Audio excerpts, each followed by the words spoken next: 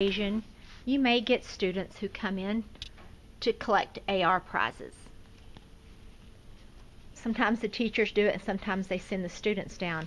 Well, these are arranged by level, like if they've reached level 1, and the younger students are definitely done by the teachers. They can get, their level 1 out, level 2, so on. We also have kids who may turn in a 2x2 form, and then they can get their 2x2 tag. And we have a bluebonnet drawer for the bluebonnet tag. When kids reach certain levels, like level 3, they get a tag and a prize. Can you read that? It's pretty blurry, huh? There it goes. Tag and a prize. Level 6, tag and prize. Level 10, they get to come on announcements. Level 11, tag and prize. Okay, so when they've reached one of those levels, they'll come to you and say, I need to get my prize. And so we have the lovely back room. Messy right now. It's been worse. And we have a prize area that's quite empty right now because new prizes will be picked out at the Scholastic Book Fair when it comes next week. So I have level 3, all these books and a couple of pointers. And anyway, they just come, if they've reached level 3, then they pick from something off of a level 3 shelf. And then we have level 6 shelves. The prizes are a little fancier. And then we have level 11 prizes. Now, I will tell you that if someone is at level 11, let's say, and they decide they really love a prize from level 3, they can go back and get a prize. They just can't move forward to get a prize. And also, level 11 will have a coupon. See here it says, or choose a coupon. And most of level 11s do this. If they reach level 11, they can also eat in the library with a friend. And many of them choose to do that. And they watch a movie and all that business. So they think that's a lot of fun. So many times they'll choose that instead of an actual item. About the general appearance of the library. I try to have the kids take care of it as best as possible. When they finish checking out, we always remind them to set the bears up because you're going to find 20 kids on a bear, and it's really awesome to watch them sitting there read on those bears, but then I tell them to set the bear back up. Also, something I'm picky about is the shelves being, I like the books lined up on the edge so that you can see all of the labels real nicely and neatly. And sometimes the kids will come through and push the books in like that, which really drives me totally insane. So we just come through, and I try to teach them, if you see books pushed in, come and bring them in, bring them forward and line them up on the edge. Okay, that's one thing. Another thing are these signs. Sometimes, for some reason, these signs get twisted and turned, and if you'll just help me be picky, I know, and get them straight up on the edge. And these, especially on this side, where we have 2 sections with 2 different numbers in them, they'll get moved all around, and when they come and clean the shelves, sometimes they won't put the shelves signs back where they belong. This drives me crazy. Also, see how there are books set up on top? I just like to have books up on top. I usually try to pick books that I think maybe people haven't tried before. So this aisle, as you can see, has no books on top. So if you're here and there's a lull, if you wouldn't mind, just take a look and go, kindergarten kids, that might be good since it's the start of school.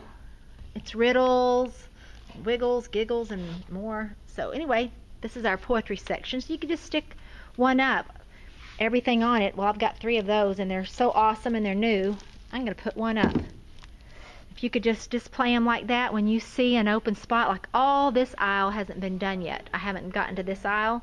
So anytime you see an empty spot, if you could put a book there, and if the kids ask, can I get one of these books on the top? You tell them, yes, you can get the books on top. That's why we put them there, so that you would notice them.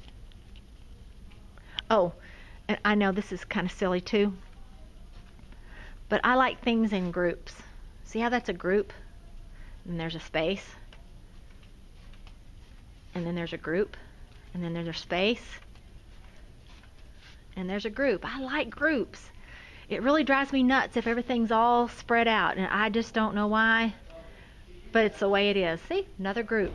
So if you see everything all spread out like this and that, if you just do me a favor and just kind of put it back in a group, I'd be so happy about that.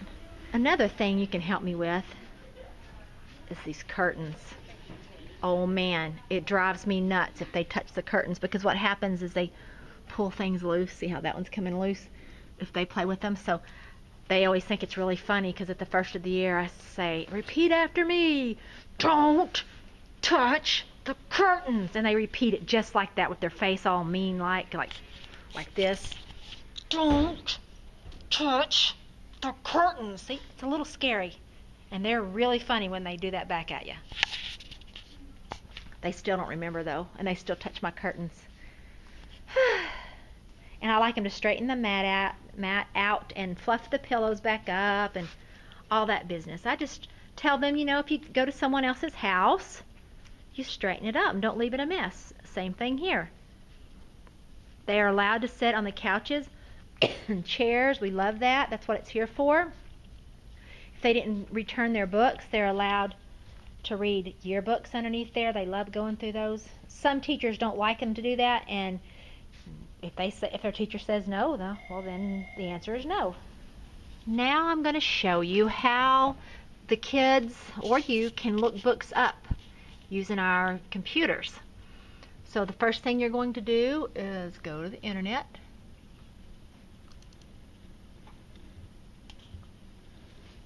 And then you type in the word in this search box.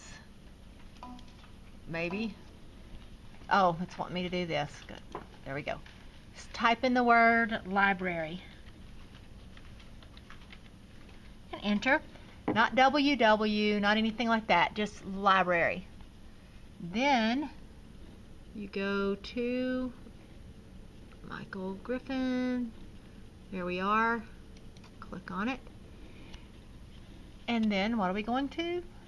The catalog. So you just head here to the catalog. And here it is. You can search on this page. You can search by keyword. You can search by title or author or subject or series. Or you can go to this cool one. I like this one. It's Destiny Quest, and the kids like to use it. And when you go to that one, it says the top 10 books that have been checked out. Of course, right now it's equipment for teachers, but when school gets going, they can see what's been checked out the most, and they think that's fun. And then when you enter the search there, let's see, let me do Sounder. It's a crying book. There it is. And then when you pull it up, it'll have the picture of it and everything, and that's always kind of fun. And it'll say, if it's in, it'll say it. If it says it's out, it'll say out, or it might say lost. And then the call number. And what I try to teach the kids over and over again is to write down this number. This is the call number. We have baskets, and so they are to take out a pencil and a slip of paper and write the call number on there, Fiction ARM, and then they can go and hunt for the book. So that's how you use the online catalog. You can do this from home, by the way. I definitely want to show you our new library blog. You'll be able to go there and get lots of information. So we're going to go online. We're going to go to, let's see, www.katieisd.org. Alright, there we go. Go there first. And then we have campuses, elementary campuses. You know how to get to the school website. That's what you're doing. We'll go to Griffin. Here we are. And then when you get to the Griffin page, head to the library. And it says click here to go to our library blog. So click.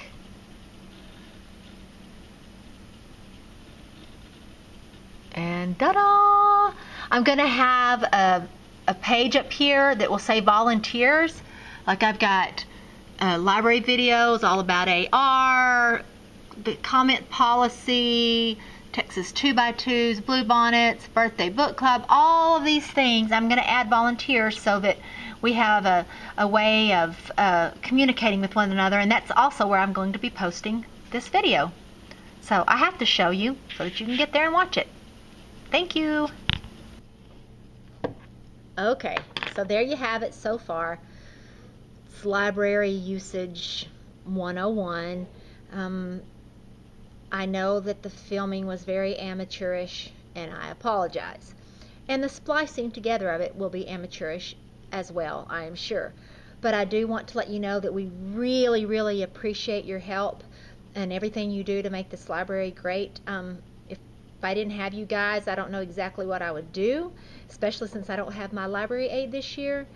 But even with a library aide, we had to have our volunteers to do all the great things that we get to do in the library. We'll be having book fairs, and we'll have book clubs and author visits and all sorts of stuff, and it takes help from all of you for us to be able to do those things. So I do want to thank you for your service, and I will see you next week.